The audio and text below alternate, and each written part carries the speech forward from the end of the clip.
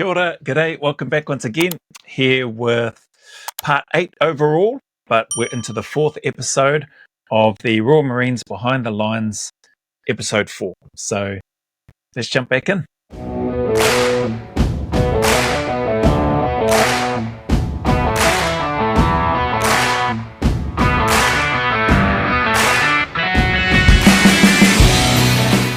Seems to be a group breaking away to the right, look.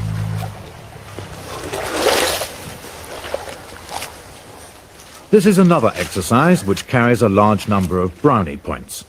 To fail at this is to jeopardise one's whole future with the Cadre, and Russ Craig hasn't excelled so far. Right, go left.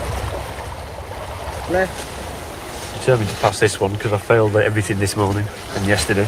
All I can on concealment, so this is the only chance I've got to redeem myself. Now this is looking good. Nice stream.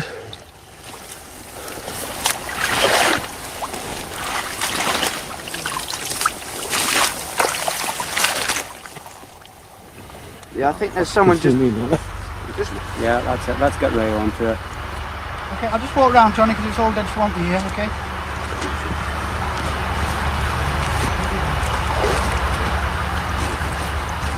Still you are, don't move, you haven't got you. Ostensibly, Craig has every reason to reckon he could out-ambush Baden-Powell. He's within 40 metres of his prospective victims and quite undetected.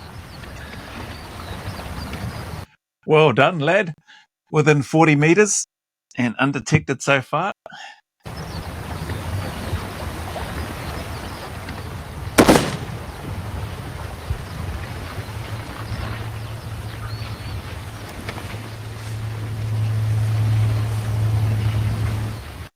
I'm not sure how pleased they'll be if he's within 40 metres and cracks off the rounds. Getting that close is not really looking to get that close to a target on a sniper's course anyway. What's his name? Corporal Craig, right. Tell him to stand up. He's failed. He's failed not because he was seen, but because he's taken an unnecessary risk in getting too close to his target. Craig is so knocked by this that he blazes off his second shot at the passing fish. How many more we got, Matt? One. One to go. Yeah. What? Did I hear... I'm going to go back a bit because I thought he said 40 metres. That didn't look like 40 metres, but maybe it's just the camera or the lenses or whatever, but I'll go back. But I was saying, like, you're not... On a sniper's course, I don't know of any sniper's course where you're asked to get within 40 metres of a target. So I'm just going to go back, see if I can hear what it was that they were saying. Maybe about here. Still you are, don't move, you haven't got you. Ostensibly, Craig has every reason to reckon he could out-ambush Baden-Powell. He's within 40 metres of his prospective victims and quite undetected. Yeah, so he did say he's within 40 metres. So if this is the guy that they're talking about that's failed for taking an unnecessary risk of getting too close, it makes sense to me anyway. I'd be surprised because these guys seem very experienced, and from the comments that I've seen in the first video that I put up anyway, the first reaction of part 1, guys are speaking about and have put in comments there, and I think from some people that have done this course as well successfully, and or from people that know people that have done the course, it would be surprising to me that these experienced soldiers would look to try to get that close in the first place on a course like this. That's typically not the aim of a sniper's course, or not the one that I've done anyway.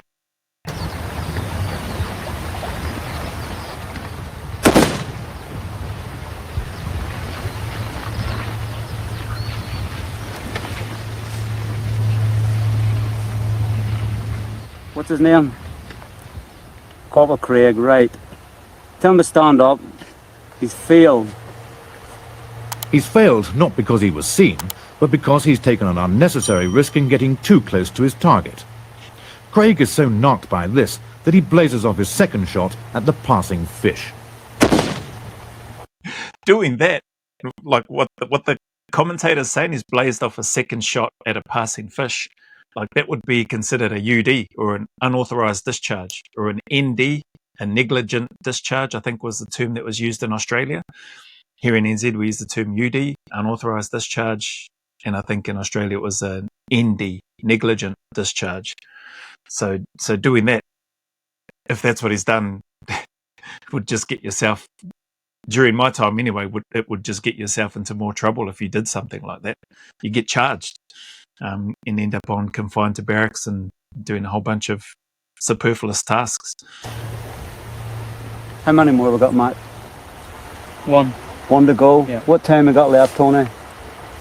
5 minutes. 5 minutes. Roger. Let's have a quick scan then. Now I'm going to ease my rifle into a firing position. I've got a good view of them. I've got a nice backdrop. And hopefully you should get away with this. Nice and steady.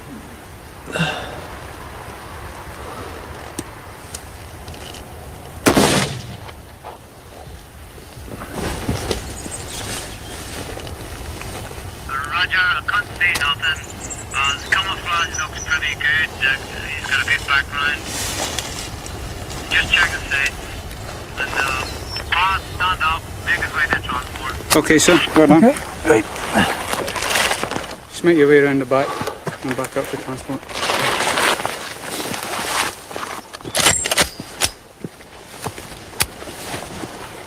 Sounds like a good pass there for that candidate. Now I think you all agree that the aim was to get you through all your little bits and pieces like judging distance, observation, cam concealment, and the final aim was going to be getting you through a stalk. Now we got nearly 50% off you through the stalk. So over a period of 2 days, that wasn't bad. Corporal Craig screwed it up. Alright, he done well, he got to within the 40 metres. In fact, he scared the shit out of me. Alright, that was good, getting up to 40 metres.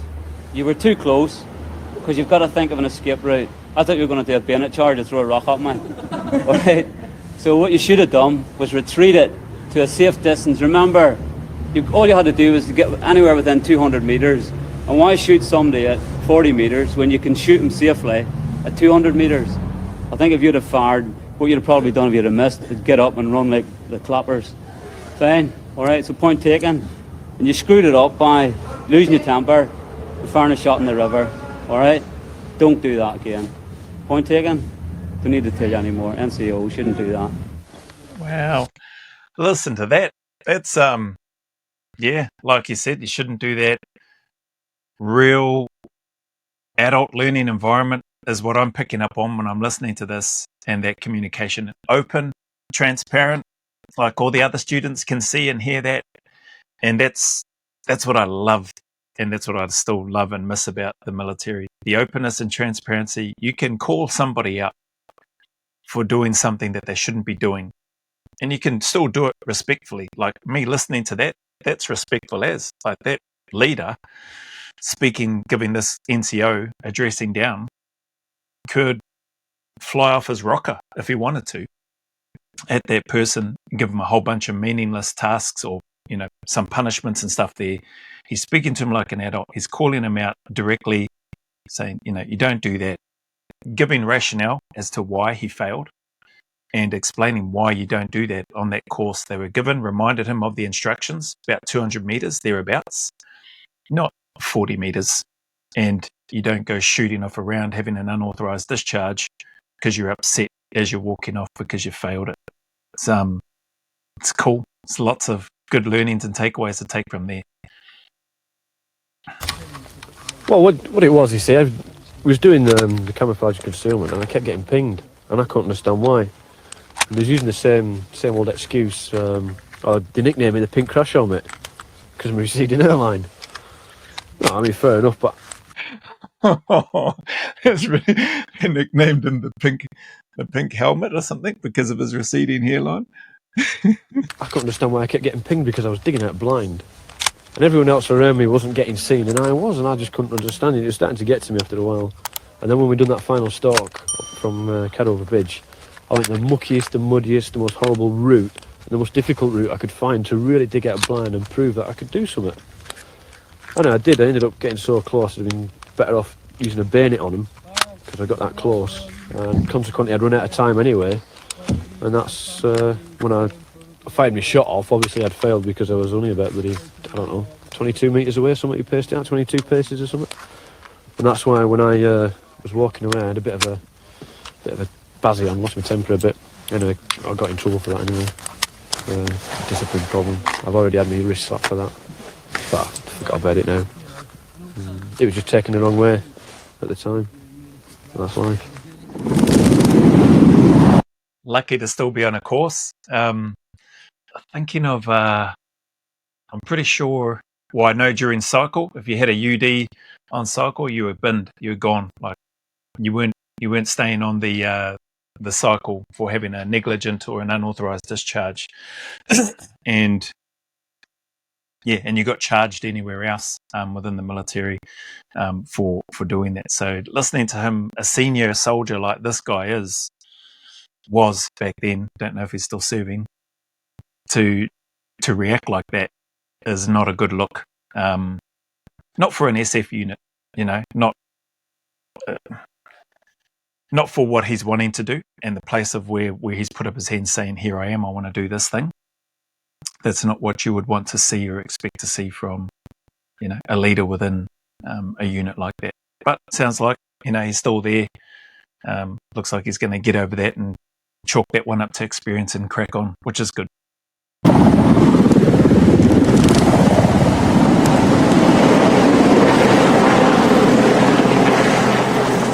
The way it's going, Corporal Craig's ambitions appear to be scattering on the winds. However, there are always fresh challenges.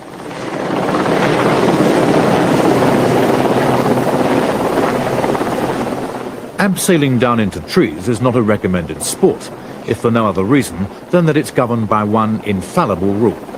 If a sudden emergency threatens a helicopter, then the rope is cut, even in training.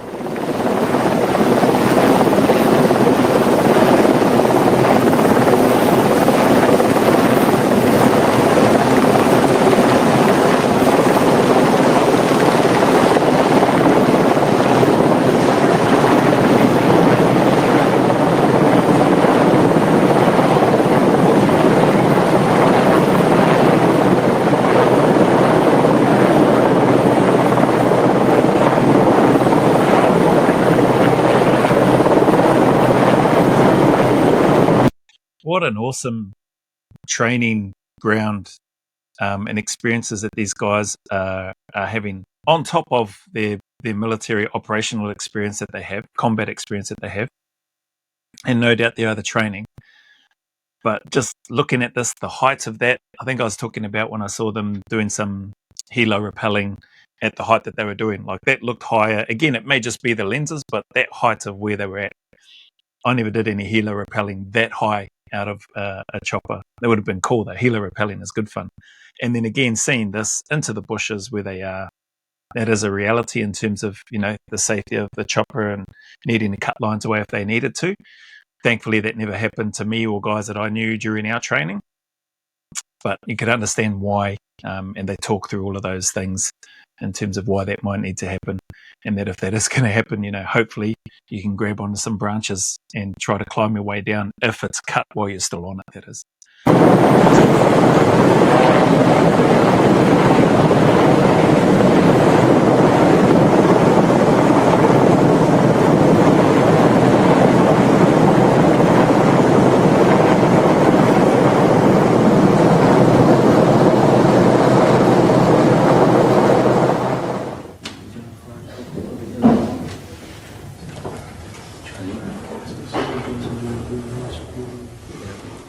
Another skill to be learned is the accurate calling down of artillery fire. Hello, Golf 1-1, this is 2-3 Bravo, fire mission over. Golf 3-1 function. So 2-3 Bravo, grid 451809, direction 3350, enemy patrol in building, neutralise now for 2 minutes. Over. Golf 3-1, grid 451809, direction 3350.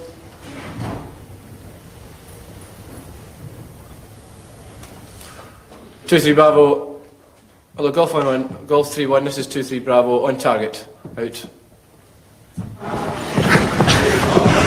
Stop, you're going to split. Holy heck. So I've got to pause it on that part there. I don't have gone from call in and fire missions to now hand-to-hand stuff. And just pausing it on old mate's face here with his mate's fingers inside his mouth. You want to hope those hands are clean and been washed. Help him up, he can't get up. Okay, help him to his feet. If you want to keep your eyes tight, do not resist. Stand up. Okay, moving forward. Prisoner handling training? I don't know, not sure. Well, we'll see. Get those arm locks on, get them up. Stop resisting. Okay, back down. You want small plan?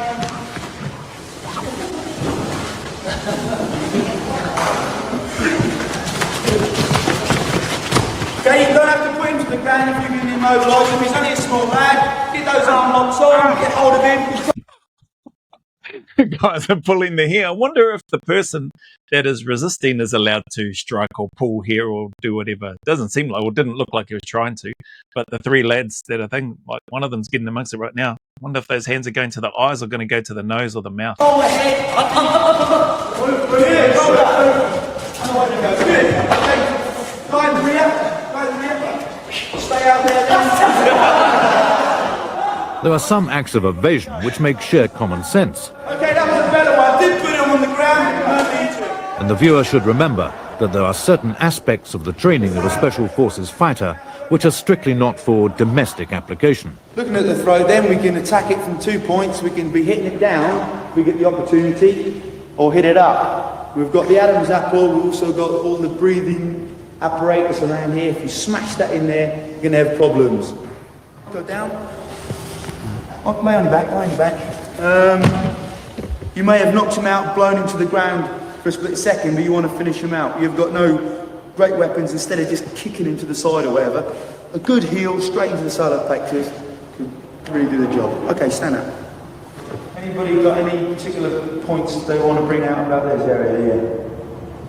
No? Well, it's similar to the mouth I talked about earlier on. It's not only the pain that it inflicts, it'll also be the fear. Come along, Mark, if you've got hold of somebody here, you say, move! He wants to move, because he wants to go everywhere his balls go. Unarmed combat.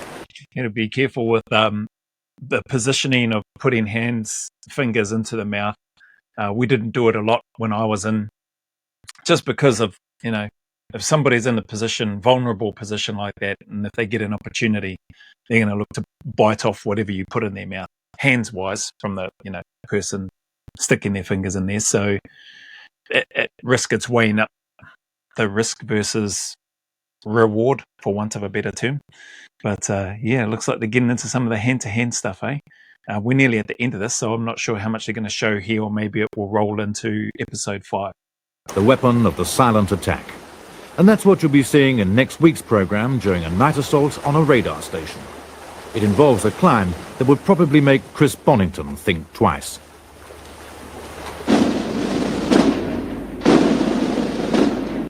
That's cool, man. I'm enjoying this. I like how they start merge and blend some of the stuff together, from the sniper course to some of this hand-to-hand stuff to what they're leading into for the next episode. So that's episode 4 done.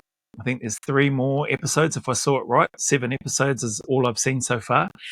And to those that have asked, hoping that I'll react to all of it, yep, I'm definitely going to complete all the 7 episodes that I've seen anyway, and react to all of them. I'm really enjoying it. So eye-opening, cool to see, and some hard case stuff in there as well as the learning and stuff that goes for me. So appreciate you. If you made it this far and stuck around this long, thank you very much for your time and for your support. And as always, regardless of any difficulties, challenges, obstacles that you may be facing or experiencing right now, you or somebody that you know, man, stay in the fight. Keep tuning up. Take one day at a time, put one foot in front of the other. I promise you things can do and will get better. Even though it may not seem like it, but the sun will shine again. There are better days ahead, and those better days are closer than you think. You're not alone. It's okay to not be okay, and it's okay to ask for help as and when you need it. So just stick at it. As always, go always a little further. Remember, who dares wins and who cares wins. And until the next video, here's a big mana wave coming from me to you, filled with my aroha, respect, appreciation, and gratitude for you all.